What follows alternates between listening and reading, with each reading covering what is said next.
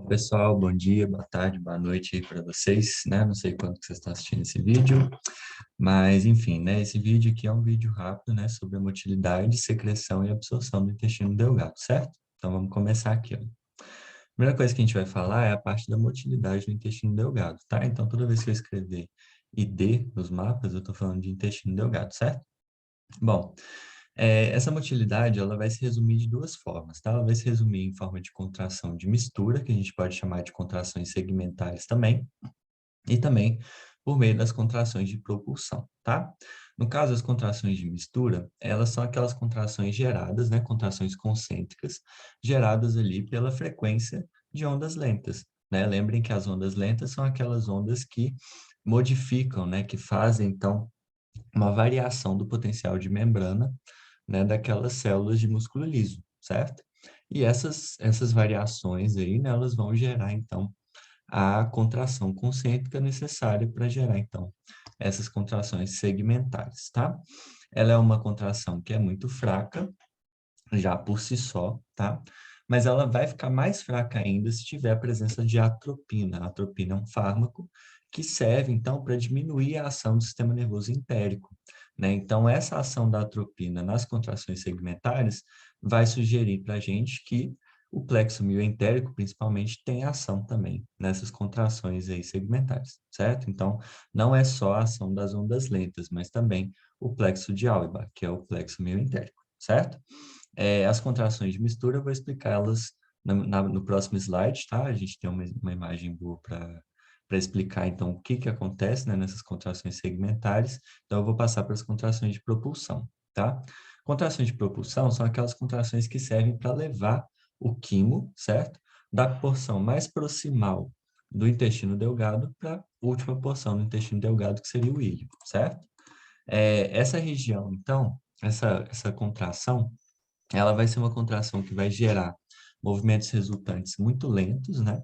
Cerca de 1 centímetro por minuto. Então, essa propulsão ela não vai se estender por uma grande porção do intestino, né? Então, é uma porção bem pequena do intestino por vez, tá? E essa contração, ela vai ter um controle neuroendócrino, tá? O que eu quero dizer quando eu falo controle neuroendócrino? Eu quero dizer que é um controle feito por hormônios e por reflexos do sistema nervoso entérico, tá?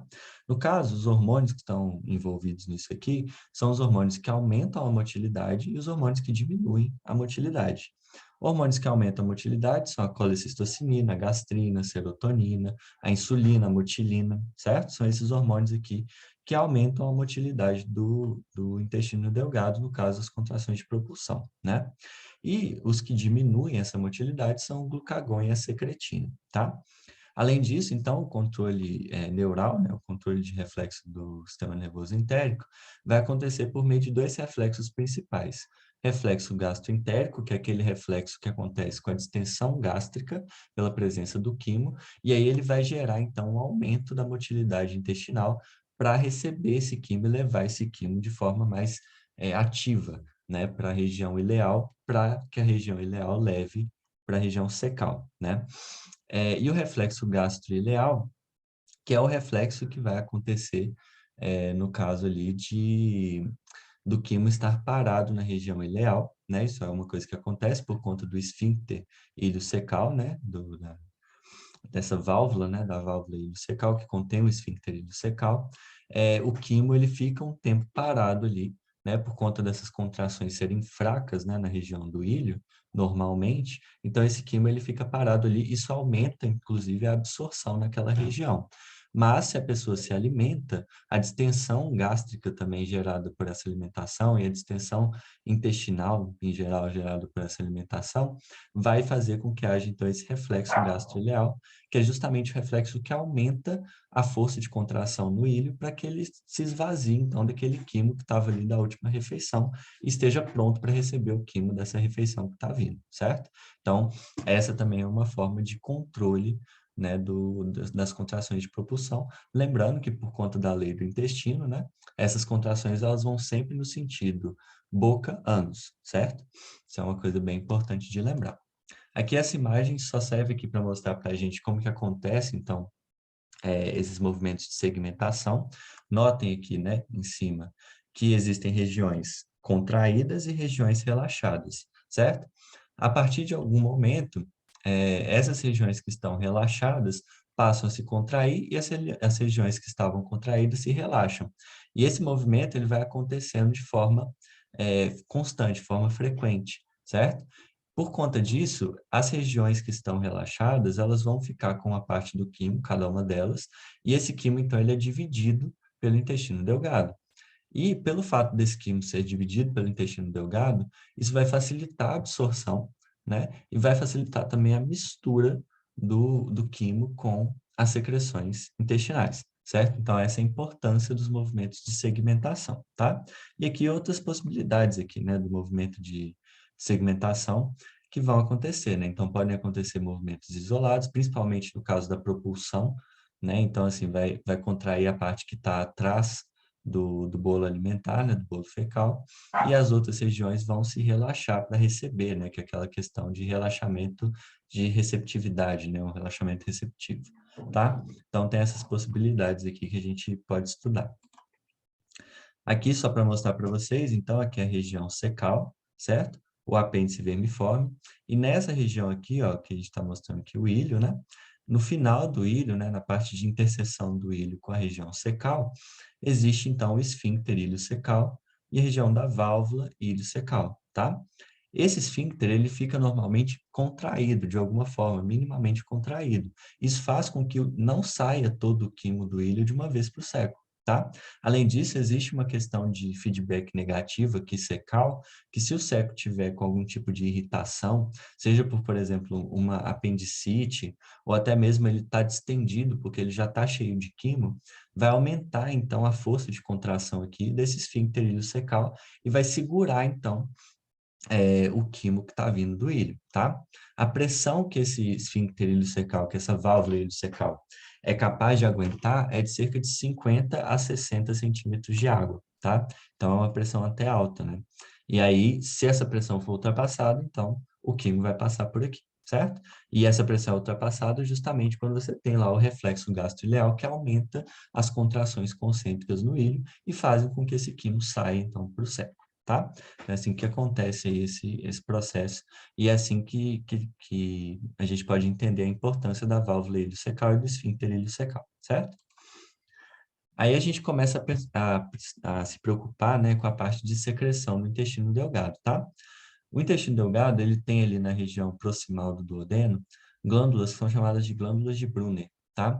Essas glândulas são glândulas compostas e mucosas, então elas vão secretar muco alcalino, tá? Muco alcalino que vai servir, inclusive, né, para proteger contra a acidez do quimo que está vindo lá do estômago. O quimo vindo do estômago, a gente sabe que geralmente ele tem um pH abaixo de 5, porque ele vai ativar a secretina, né? Geralmente ele vai ativar a secretina. Então, esse pH é bem ácido ainda, né? Então, você precisa ter, então, essa secreção mucosa aqui, liberada pelas glândulas de Brunner, que é uma secreção, então, alcalina e também mucosa para proteção, tá? O estímulo dessas glândulas é feito por meio da secretina, certo? Faz sentido, né? Pela irritação do duodeno, então, se você tiver, então, algum tipo de alimento irritativo, algum tipo de estímulo tátil irritativo naquela região do duodeno, isso vai gerar também ativação das glândulas de Brunner para elas liberarem, então, esse muco alcalino. E, além disso, os estímulos vagais também que funcionam para fazer com que essas glândulas liberem essa secreção, tá? E a inibição é simpática. Então, quando a pessoa está muito estressada, por exemplo, ela tem uma ativação simpática muito maior. E quando ela tem essa ativação simpática, ela vai inibir a ação das glândulas de Brunner na região do duodeno proximal, ali na região do bulbo duodenal, né? E ali, naquela região, você pode ter a formação de úlceras pépticas, né? Justamente porque você não tem mais a proteção desse muco aqui, muco alcalino. Então, o quimo ácido que está chegando ali vai corroer a mucosa duodenal toda, sem que haja, então, ativação das glândulas de Brunner, justamente porque ocorre, naquele momento, a ativação simpática por conta do estresse. Então, isso é uma das causas possíveis aí de úlceras pépticas, né? No duodeno. E além disso, outras secreções que acontecem aí no intestino delgado como um todo, é feita pelas criptas de Lieberkühn, tá? Criptas de Lieberkühn, gente, são aquelas regiões ali das fossas né, que a gente estuda na histologia, as fossetas, né, que ficam entre as vilosidades intestinais, tá? E essas fossas, né, essas criptas, elas são formadas, então, por células caliciformes, que são células que produzem um muco protetor e lubrificante, e também pelos enterócitos, que são células que vão liberar dentro ali da fosseta, né, dentro da cripta de Lieberkühn, elas vão liberar água e eletrólitos, tá? Quando essas células enterócitos estão presentes ali na superfície das vilosidades, elas podem, então, absorver água e nutrientes juntamente com os eletrólitos, tá? Isso daqui, gente, inclui um processo muito importante, tá? Porque essa secreção de água por conta dos enterócitos dentro das criptas de Lieberkühn, essa água, ela vai sair das criptas de Lieberkühn, vai para a região ali da superfície das vilosidades, certo? E quando ela chega nessa região, essa água ela vai ser reabsorvida juntamente com aminoácidos e outros nutrientes, né, com os eletrólitos que estão saindo também na cripta de Lieberkühn, eles vão entrar também, né, por exemplo, o sódio, né, então o sódio vai carregar com ele glicose, aminoácidos, certo? Então, esse processo de reabsorção rápida do que é liberado pelos enterócitos nas criptas de Lieberkühn é justamente um processo que ajuda, que auxilia muito na absorção de nutrientes no intestino delgado, tá? Então, isso também é muito importante da gente entender. Aqui, né, só para mostrar para vocês, isso daqui é a imagem de uma cripta, né? Uma cripta de Lieberkühn. E nessa cripta de Lieberkühn você vai encontrar, então, células caliciformes e enterócitos, tá? Então, aqui é só para demonstrar para vocês. O que acontece é o seguinte, lá na superfície da vilosidade, que estaria aqui nessa região que eu estou apontando com a seta, tá? Os enterócitos que estão ali, eles duram cerca de 5 dias, né? Depois de 5 dias, esses enterócitos, eles morrem, né? E eles vão ser liberados, né? Eles são destacados desse epitélio. E aí, à medida que isso vai acontecendo, os enterócitos aqui dentro da cripta de Lieberkühn, eles vão, então, sendo formados e vão empurrando os enterócitos de cima para que eles vão para superfície das vilosidades. Então, esse tecido aqui, ele é sempre renovado, né? Em torno de 5 em 5 dias ele é renovado, tá? Ocorre, né, nessas criptas de Lieberkühn, uma formação ali muito grande de enterócitos o tempo todo, tá? Nessa parte mais basal aqui do tecido, né? Perto da lâmina própria, tá? Então, é assim que acontece esse processo, que é só para ilustrar isso aí que eu acabei de falar. Ocorre, então, a secreção de água, né, como eu falei para vocês, nas criptas, e essa secreção de água ela vai acontecer justamente por conta da secreção dos eletrólitos, tá? Por conta dos enterócitos. Esses eletrólitos, olha, eu posso pensar secreção ativa de cloreto, secreção ativa de bicarbonato, e aí você já gera um, um gradiente eletroquímico, né, por conta dessa saída, né, do íon cloreto e do íon bicarbonato, que são íons negativos, você gera um gradiente eletroquímico para a saída de sódio. E quando você tem a saída de sódio dessa célula, né, do enterócito, você gera, então, um gradiente osmótico, né? Você está aumentando a concentração de íons no meio extracelular, e isso gera um gradiente osmótico para a água sair para o meio extracelular. A água que estava no meio intracelular sai para o meio extracelular por meio desse gradiente osmótico, tá? Então, é assim que vai acontecer a saída de água aí nesses enterócitos das criptas de Lieberkühn, certo?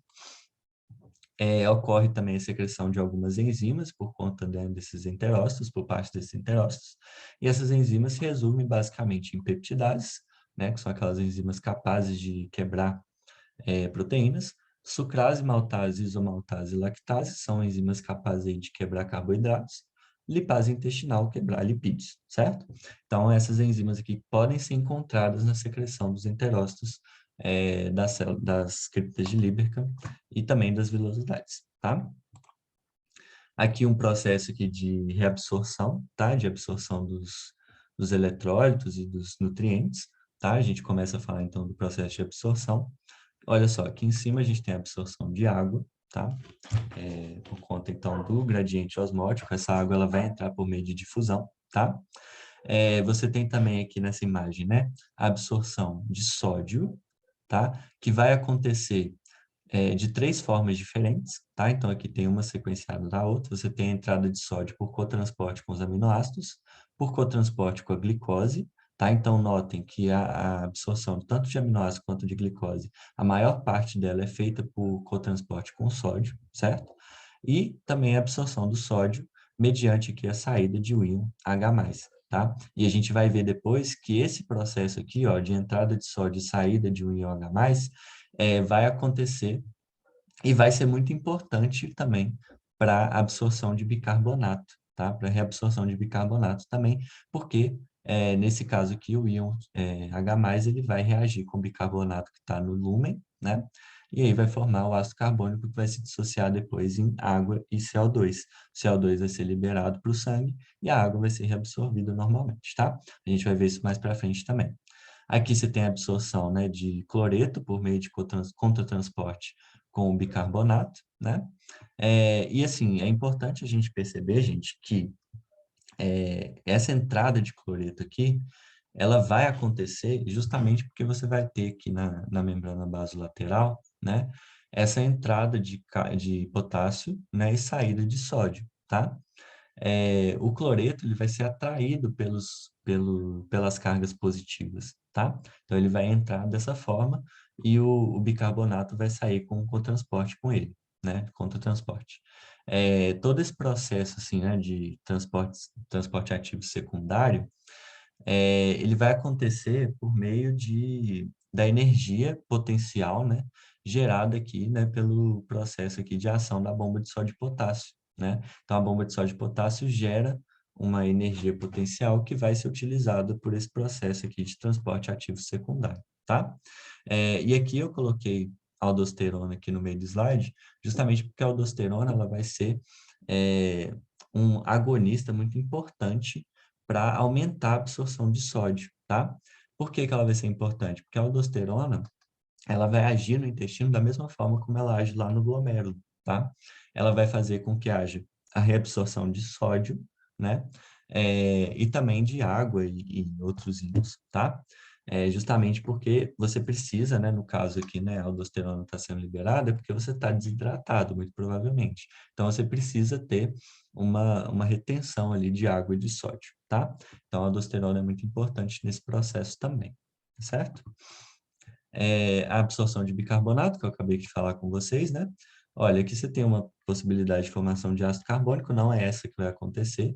Na verdade, vai acontecer a reação inversa dessa aqui de baixo, tá? O sódio entra na célula e, por meio de contratransporte, o hidrogênio vai sair da célula, certo?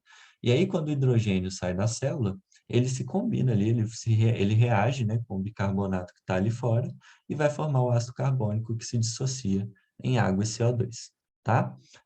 O ácido carbônico é um ácido instável, então ele não vai se manter como ácido por muito tempo, ele já vai dissociar rapidamente, tá? A água vai ser reabsorvida e o CO2 vai ser liberado ali nos pulmões, né?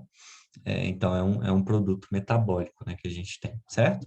Então a gente pode dizer que a absorção de bicarbonato, nesse caso, ocorre de forma indireta, porque precisa dessa reação no lúmen para fazer com que ele seja reabsorvido. De certa forma, ele está sendo reabsorvido mesmo, certo?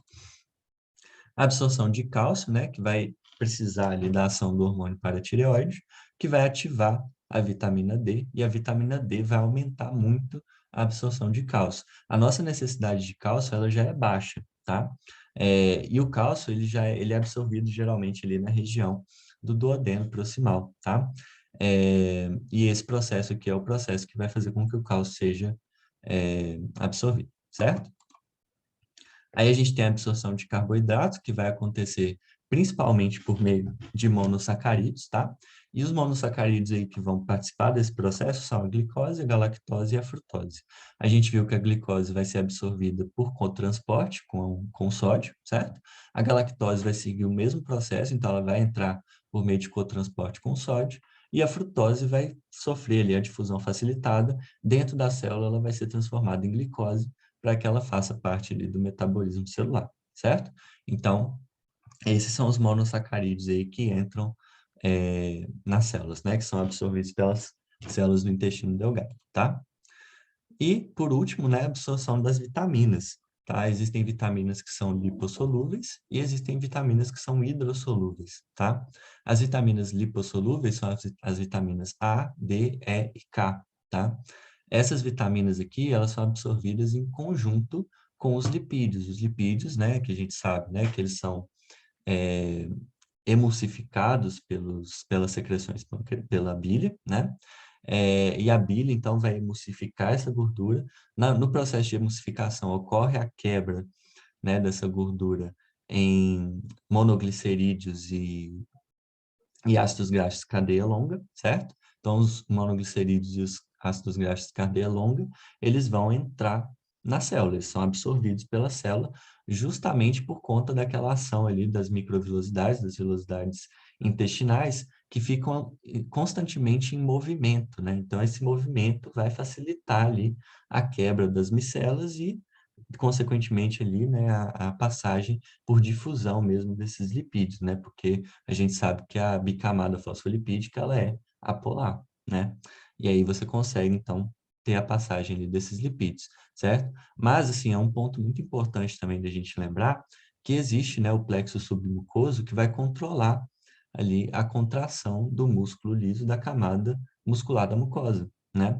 E essa camada muscular da mucosa, ela vai fazer com que essas vilosidades fiquem constantemente em movimento, tá? E essa movimentação facilita a entrada dos lipídios. E aí, juntamente com esses lipídios, vão entrar, então, essas vitaminas que são lipossolúveis também, tá? E elas vão entrar, então, dissolvidas nesses lipídios, tá?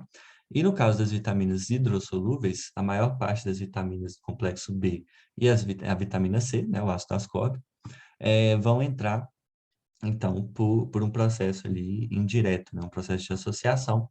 Lembrando que a vitamina B12 ela é um caso à parte, né, uma exceção, justamente porque a vitamina B12 precisa do fator intrínseco para ela ser reconhecida na região ileal, que é onde ela vai ser absorvida, tá?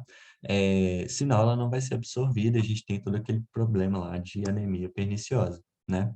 Justamente porque não vai haver a vitamina B12, né, na medula óssea para gerar, então, o estímulo para a liberação e produção de hemácias. E aí você tem a anemia perniciosa, certo? Então, era isso que eu queria falar com vocês, né? Muito obrigado aí pela atenção de todos e até a próxima. Valeu!